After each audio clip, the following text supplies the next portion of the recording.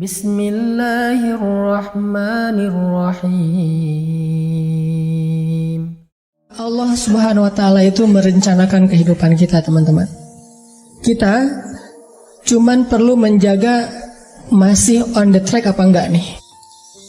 Kita cuma perlu ngejaga kita ini masih di garis yang Allah ridhoi atau enggak. Kalau masih di dalam garis yang Allah ridhoi, biarkanlah Allah yang mengarahkan kemana. Pokoknya jangan sampai ngelanggar aja, jangan sampai keluar batas saja. Dan insya Allah jalan itu nggak akan membawa kita kepada kehancuran atau kerugian. Nggak mungkin. Allah yang merencanakan. Mungkin adegan yang memicu kita untuk melangkah itu kadang-kadang sesuatu yang gak nyaman. Kayak misalnya Musa, adegannya insiden pembunuhan, tiba-tiba hijrah ke Madian. Bisa aja insiden kayak gitu terjadi, bukan maunya kita, takdir Allah. Tapi dibalik semua hal-hal yang kita anggap sekarang musibah, nanti malah kita mensyukurinya. Sekarang kita menganggapnya musibah, someday kita akan menganggapnya sebagai nikmat, rahmah. Kita aja yang belum mengerti. Jadi musibah dengan nikmat itu sebetulnya adalah persepsi kita. Kalau kita memahami kebaikan di dalam musibah, kita akan menyebutnya bukan musibah, itu rahmat. Tapi kalau kita nggak ngerti, kita nyebutnya musibah. Sama kayak misalnya, aduh judul ini ditolak sama dosen pembimbing, sehingga kita harus ganti judul yang baru. Kita anggap itu musibah kan? Padahal justru judul yang kedua, yang kemudian kita jadi lulus dengan sidang nilai cum laude, lewat judul yang kedua itu, itulah yang membuat kita mengerti sesuatu yang kelak akan bermanfaat buat kita. Judul pertama mungkin tentang apa, judul yang kedua sesuatu yang lebih aplikatif, sesuatu yang lebih dibutuhin sama masyarakat. Sehingga kadang-kadang kita pernah nulis skripsi, tesis, disertasi tentang judul itu, kita jadi expert di bidang itu, sehingga suatu saat kita lebih dibutuhin oleh masyarakat daripada kita tadinya pakai judul yang pertama. Kita tinggal angle berpikir kita yang mana nih? Mau ngelihatnya dari angle hikmah atau mau ngelihatnya dari angle musibah. Musa kecil pas bayi cabut jenggotnya Firaun, itu sebuah insiden. Musa dihanyutkan ke sungai Nil, itu sebuah kejadian yang kayaknya tragis banget. Terus Musa ngebunuh orang, terus Musa kehausan di tengah-tengah padang pasir, ketemu cewek terus ngasih minuman ternaknya tapi nggak dibayar. Semua ini rencana Allah yang kita nggak ngerti sekarang. Tapi someday ketika kita udah ngelihat hasilnya, kita akan mengatakan, Masya Allah, Allah Maha Besar yang mengatur hidup saya sampai menjadi seperti sekarang ini. Makanya saya pernah cerita, mungkin teman-teman ada yang nonton di YouTube. Dulu ketika di Mesir, pulang dari Mesir tuh, saya ikut istri ke Bandung. Istri saya ngajar di Bandung, akhirnya kita ke Bandung. Saya nggak senang waktu itu, belum dapat hidayah ya. Nggak senang ngajar di kampus, nggak senang ngajar di pondok pesantren. Tapi karena terpaksa, nggak ada kerjaan, saya ngelamar-lamar gitu ke pondok-pondok pesantren. Semua nolak. Alasannya sama, lebih banyak guru daripada murid. Ya udah deh, gak apa-apa, karena gak ada yang nerima. Saya pikir, kok saya pulang-pulang jauh-jauh dari Kairo tapi gak punya kerjaan ya, kayak malas gitu. Malah ngelamar jadi kuli aja gak diterima. Soalnya kuli itu yang dilihat keahlian dan otot kan. Saya punyanya ijazah LC, gak nyambung dengan perkuliahan gitu. Akhirnya gak punya kerjaan, saya nerjemahin buku. Udah capek-capek nerjemahin buku, pas dikasih ke penerbit, katanya buku itu udah terbit, terjemahin sama orang lain. Saya salah milih judul. Akhirnya nulis buku sendiri yang belum diterbitin orang. Walaupun kalau bahasa Sunda mah capruk, gak jelas ngomong apa gitu. Pokoknya nulis aja, nulis. Udah selesai nulis, dikasih ke penerbit, gak ada yang mau nerbitin karena gak layak katanya. Kan ini adegan-adegan yang awalnya kita anggap sebagai kesulitan, musibah kan. Karena gak mau diterbitin sama penerbit, akhirnya saya kepikiran lagi, ya udah kenapa gak diterbitin sendiri aja. Diterbitin sendiri, alhamdulillah minjem uang dari teman 30 juta, dan dia Allah takdirkan dilembutkan hatinya, mau aja, padahal nggak kenal amat, baru kenal juga beberapa bulan, mungkin ngeliat muka saya tuh muka melas gitu ya. Jadi saya pinjam dong 30 juta. Oh ya udah ambil aja, 30 juta. Dia punya percetakan, sampai sekarang jadi teman baik. Dia yang punya percetakan, udah nggak apa-apa, Ustadz cetak aja, ntar bayarnya waktu terserah Ustadz. Dikasih waktu 6 bulan. Saya cetak, udah gitu terbitin sendiri. Dijual seluruh Indonesia. Caranya kirim pakai bus-bus malam gitu kan. Saya pakai kardus Marlboro ngangkat. Jadi saya penulis, saya kulinya, saya direktur penerbitnya, pokoknya apa sendiri aja semuanya, ngangkat di jalan raya. Nih, saya mau ngirim buku. Oh, buku siapa? Ada tuh orang yang nulis bagus tulisannya. Kirim ke Sumatera, ke Sulawesi, ke Jawa, udah dikirim, nggak ada yang balik. Terus laporannya nggak jelas, orangnya kemana nggak ngerti karena nggak kenal amat gitu, lewat internet doang, lewat email. Nggak ada laporan. Waktu itu sekitar 3.000 buku, 1.000 yang dikirim keluar kota itu raib aja, nggak ada hasil. 2.000 lagi, ya udah saya jual di Bandung aja kalau kayak gini. Jual di Bandung, pas ada kayak Islamic Book Fair ya, pameran buku Islam. Saya nyewa satu space di stand salah satu penerbit Islam di Bandung. Nggak nyewa stand, nyewa space doang di depan. Saya pakai X banner, terus pakai meja, ngangkut pakai motor sendiri, pakai topi biar nggak ada yang tahu, pakai masker. Taruh, ngerjain sendiri semuanya. Udah beres semuanya, pergi ke belakang, ganti baju yang baju kemeja, pakai dasi gitu, full pen. Udah gitu, pakai rambutnya dirapiin, berdiri di sebelah X banner. Orang-orang pada nggak kenal kan buku ini baru banget. Ini buku apa? Oh ya ini bukunya bagus. Siapa penulisnya? Karena di X banner itu wajah paling besar tuh wajah saya.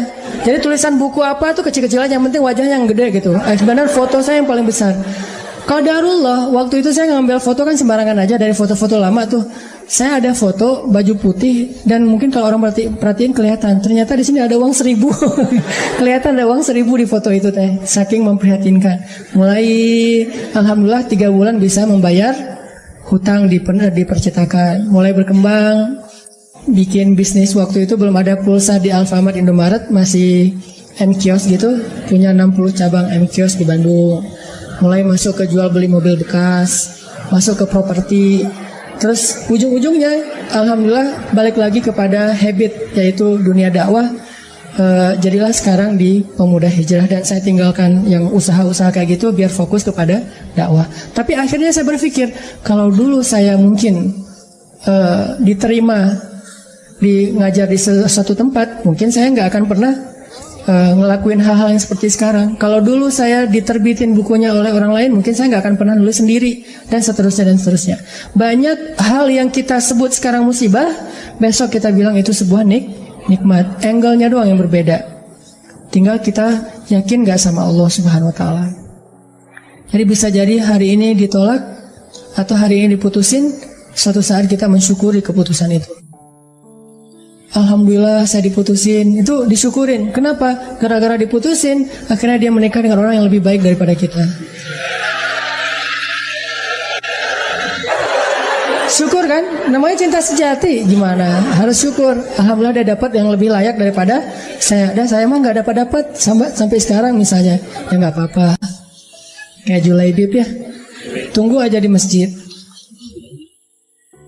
Kan gak enak banget awalnya tuh. Gimana kita menganggap diputusin itu nikmat, apalagi diputusin dengan bahasa kita adik kakak aja ya kan.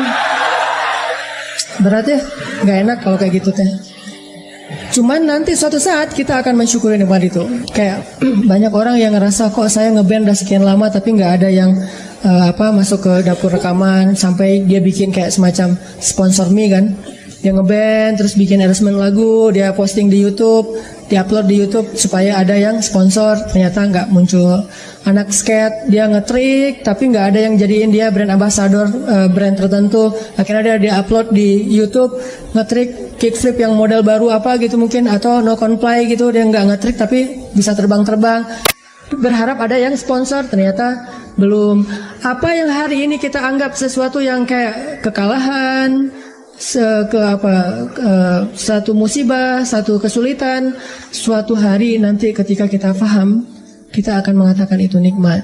Dengan satu syarat, gimana pun kondisi yang kita alamin sekarang, jangan keluar dari jalur yang Allah ridhoi. Itu aja syaratnya. Makanya kan saya bikin tagline banyak main, banyak manfaat.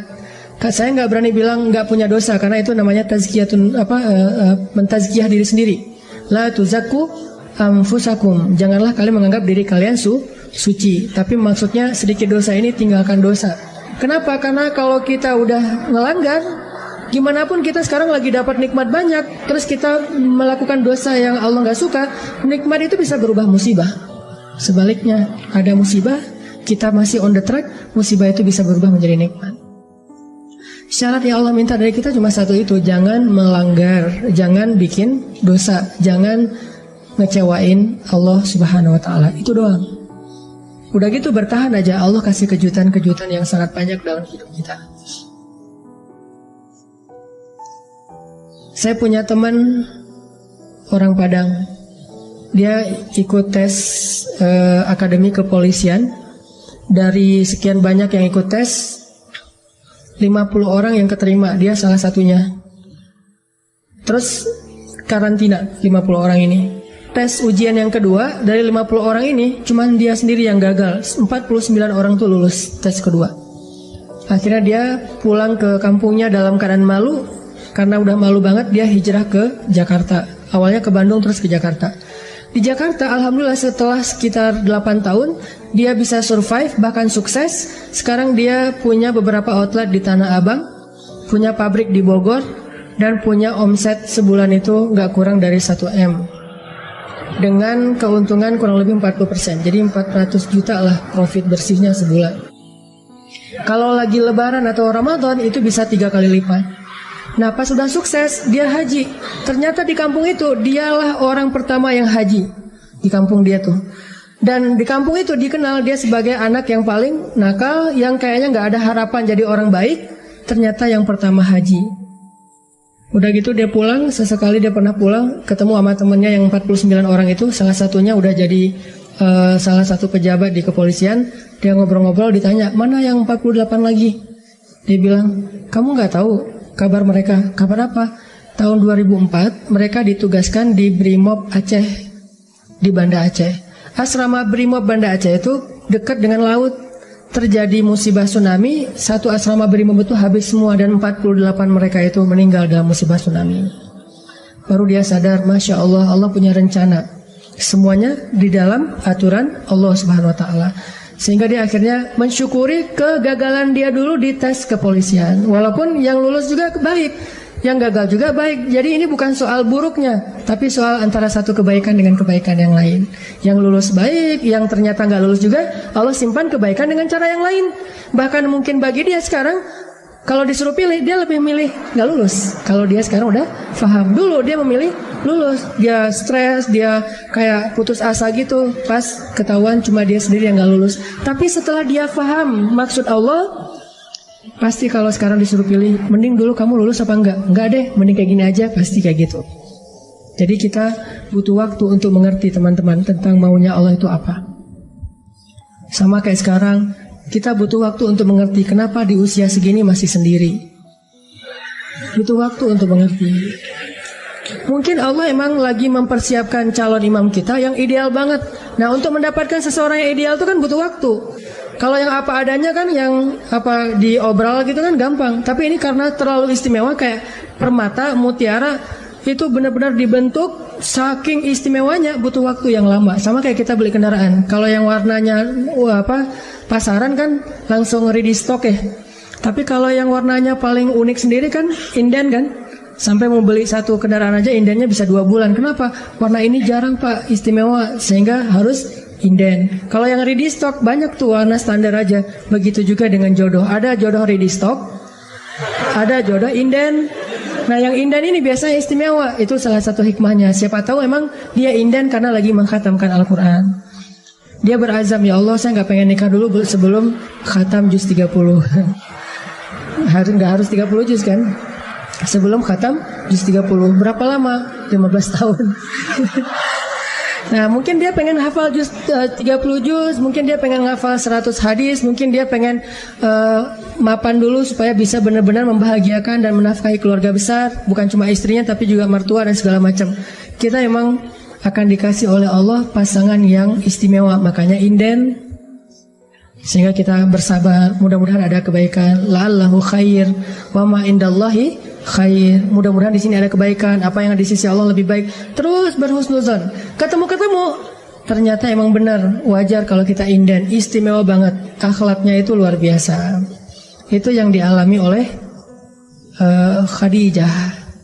Nikah, meninggal. Nikah lagi, meninggal lagi suaminya. Kenapa meninggal? Karena Allah lagi mempersiapkan seseorang yang mungkin pas suaminya meninggal, Nabi Muhammad masih kecil. Tapi Khadijah disuruh punya keluarga dulu biar ada yang ngedampingin dia, terjauh dari fitnah. Cuman gak boleh lama-lama, harus pergi karena mau digantiin oleh orang yang lebih istimewa, yaitu Muhammad SAW. Mungkin bagi Khadijah ketika suami pertamanya meninggal itu musibah, nikah lagi. Suami kedua meninggal, lebih musibah lagi. Udah gitu sendiri, sekian lama baru ketemu dengan orang yang paling istimewa. Gak ada manusia yang lebih istimewa daripada suaminya Khadijah, yaitu Rasulullah SAW. Allah punya rencana. Awalnya Khadijah menangis, yang kedua Khadijah menangis, tetapi setelah dia faham rahasia yang ketiga, mungkin dia akan mengatakan bahwa inilah yang terbaik untuk saya. Kalau saya tahu ini dari dulu, maka saya akan tahu bahwa Allah itu maha baik kepada saya. Ini artinya Allah punya rencana. Kurang baik apa suami kayak Rasulullah? Nih, mungkin kita yang berada di sebelah kanan ini lagi disiapin sama Allah untuk belajar akhlak dari Rasul, supaya nanti kalau ketemu yang di sebelah satu lagi, insya Allah kita benar-benar bisa membahagiakan dia seperti Rasul membahagiakan Khadijah atau Aisyah.